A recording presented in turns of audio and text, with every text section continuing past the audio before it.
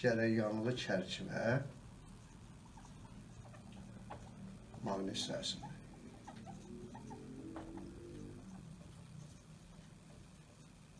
Cərəyanlı çərçivə maqnit hissəsində. Cərəyanlı çərçivə maqnit hissəsində olsa nə baş verər? Bunun hesabına hansı cihazlar düzəldirlər? Onu öyrənir. Elektromaqnitdə bu şey, cərəyanlı çərçivə maqnit hissəsində olmasından çox yerdə istifadə edirlər. İstəyirsə, maqnit hissəsini belə götürə bilərik. Burası, bu tərəfi, bu tərəfi ehin. Bu formada götürə bilərik. Daha anlaşıqlı olsun ki, mən belə götürəcəm. Bu olsun. Bu şəkilli maqnit. Bu şəkilli maqnit bu formada olsun.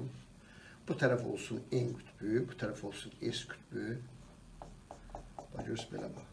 Nə oldu? Burada, baxın bir, burada çərçivə belə olsun da, bu belə formada götürək.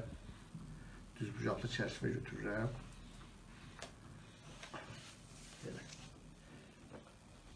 Deməli, bu çərçivədə bu tərəfə müsbət sıxacına, mənbənin müsbət qütbünə birləşdirək bu ucu, bu birisi ucu da mənbənin mənfi qütbünə birləşdirək. Oldu. Burada istəsək uşaqlar, maqnitə fırlada bilərik. Amma hələ bax, yox, bu aldı belə bax. Burada neyək? İstəyirəm ki, mən bu cərəyan verdim. Cərəyan belə axacaq var. Belə axmar cərəyan. Burada olsun A nöqtəsi, B nöqtəsi, C nöqtəsi, D nöqtəsi oldu. Burada deməli cərəyan baba belə axır, bu adam belə axır. Adam belə axanda belə tutaq da, amper qüvvəsi ilə belə tutmalıq. 4 barmağımız cərəyan istiqamətində ovucumuzun içi eynə baxır ki, qüvvə xəttləri ovucumuza daxil olsun. Bunu amper qüvvəsi şəkil müstəvisindən belə bizə yönəlir. Bu tərəfə tərsi amper qüvvəsi şəkil müstəvisinin bir tərəfi yönəlir. İstəyirsə onu belə göndərim, biraz yəqin ki, başa düşürlər. BC tərəfi bir maqnit qüvvə xəttlərinə, induksiya xəttlərinə paralel olduğuna görə ona amper qüvvəsi təsir eləmir. Eyni zamanda bu hissələrdə amper qüvvəsi hələ təsir eləmir. CD tərəfinə təsir amper qüvvəsini belə tapırız. Belə. 4 barmağımız cərəyan istiqamətində ovucumuzun içərisinə baxır. Amper qüvvəsi nə olur? Belə yönəlir. Görürsünüz. Bu iki qüvvə, bu çərçivəni belə görürsünüz. Bu ox ətrafında, bu oxu da belə yazaq da belə bax. O bir oxu ətrafında başlayır döndərməyə. Belə hesab eləyəm. Bu oldu bizim içərisi boşda çərçivə olsun.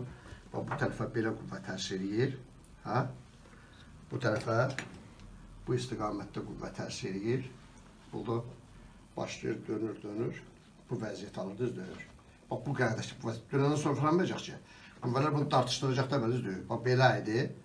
Görürsünüz. Perpendikularda fırlama momenti var da, o bir o çoxana fırlama momenti var. Fırladır, belə vəziyyət alır. Belə vəziyyətdən sonra daha fırlatmır. Çərçivə dönüb, belə dayanacaq. Belə dayanacaq, kimi döndürəcək. Çərçivə elə dayanacaq ki, onun içərisindən geçən qüvvə xəttlərinin sayı nə olsun?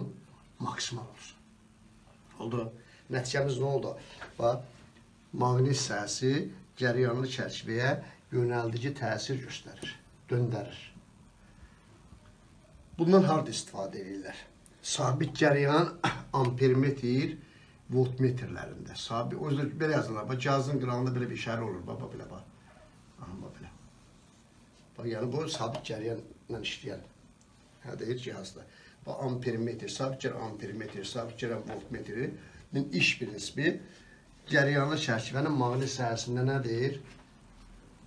Dönməsinə əsaslanır. Bir balaca dönür, 90 dərəcə dönür. Əslində burada elə quraşdırırlar ki, aşağıda bir yayzat birləşdirirlər. Cərəyan kəsiləndən sonra həmin yay qaytarır gətirir əvvəlki vəziyyətinə. Qayda oldu. Bu cihazda mikroampermetrdir. Bu əqrəbdir. Əqrəb nəyə birləşdirib? Görürsünüz. Bu çərçivəyə birləşdirib. Görürsünüz. Nə qədər sarğılan saat çoxdur ki, amper qüvvəsi çox olsun da, bir sarğıya F amper təsir edirsə, 100 sarğıya 100 F amper təsir edəcəkdir. Bu da maqnitdir. Görürsünüz, çox asanlıqla fırlanır, görürsünüz.